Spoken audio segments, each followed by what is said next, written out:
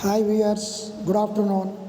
DSC Content, TH Creations, 9th class, Social Studies, History Lesson 1, 1.3, Part 1. రాచరికం రద్దు కాబడి రిపబ్లిక్గా మారిన France. ఈ టాపిక్ నుంచి కొన్ని అంశాలను పరిశీలిద్దాం.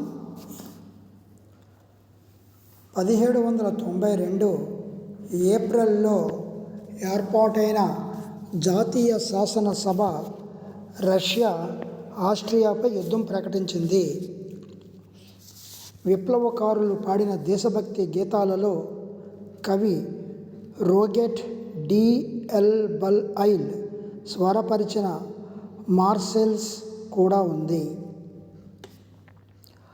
మార్షల్స్ పాటను మొదటిసారి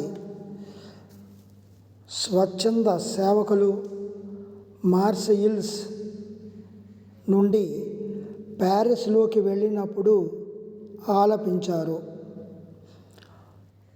ఫ్రాన్సు జాతీయ గీతము మార్షియల్స్ 1791 నాటి రాజ్యాంగము సమాజములోని ధనిక వర్గాలకు మాత్రమే రాజకీయ హక్కులను కల్పించింది. ప్రభుత్వ విధానాలను చర్చించటానికి తమ కార్యాచరణ ప్రణాళిక రూపొందించుకోవడానికి ప్రజలకు రాజకీయ క్లబ్బులు ముఖ్య వేదికలు. వాటిల్లో జాకోబియన్స్ క్లబ్బులు ముఖ్యమైనవి. ప్యారిస్లోని ఒకప్పటి మత సంఘం సెయింట్ జాకబ్ పేరు మీదుగా దానికి ఆ పేరు వచ్చింది. జాకోబియన్స్ నాయకుడు మాక్సిమిలియన్ రోబేస్పియర్ జాకోబియన్స్లోనే ఒక పెద్ద వర్గము డాక్ కార్మికులు ధరించే పొడవాటి చారల ప్యాంటు ధరించాలని నిర్ణయించారు.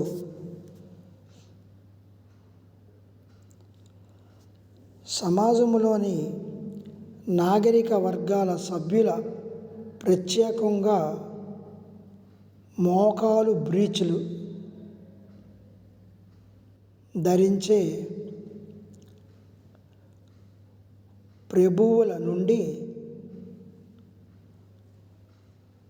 తమను తాము నేరుగా చూపుతుందని భావించారు.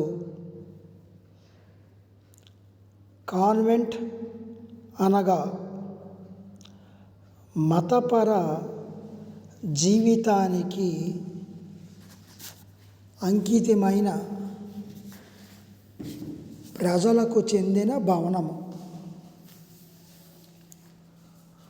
మోకాలి బ్రీచ్లు ధరించే వారి అధికారాన్ని అంతమొందించేందుకు ప్రకటించే మార్గము.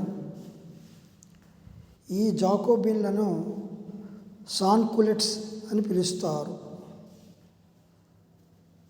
సాన్కులెట్స్ అనగా మోకాలి బ్రీచ్లు లేనివారు అని అర్థము.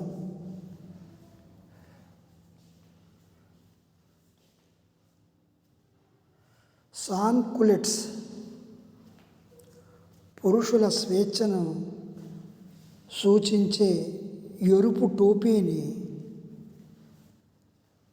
స్వేచ్ఛకు చిహ్నముగా ధరించేవారు.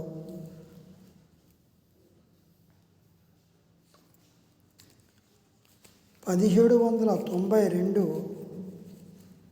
వ్యాసంలో జాకోబిన్లు ఒక తిరుగుబాటు ప్రణాళిక చేశారు. 1792 వేసవిలో జాకోబిన్లు ఒక తిరుగుబాటు ప్రణాళిక వేశారు. ఆగస్టు 10 ఉదయం వారు ట్యులరస్ మహల్ మీదకి దాడి చేసి రాజు కాపలాదారులను ఊచకోత కోశారు. 21 సంవత్సరాలు దాటిన పురుషులందరికీ ఓటు హక్కు లభించింది. కొత్తగా ఎన్నికైన శాసనసభను కన్వెన్షన్ అని పిలవసాగారు.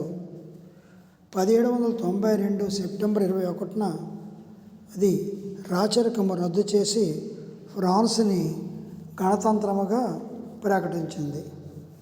Thank you years. ఈ వీడియో చూసి మీకు నచ్చినట్లయితే లైక్ చేయండి, షేర్ చేయండి, కామెంట్ పెట్టండి, సబ్స్క్రైబ్ చేసుకోండి.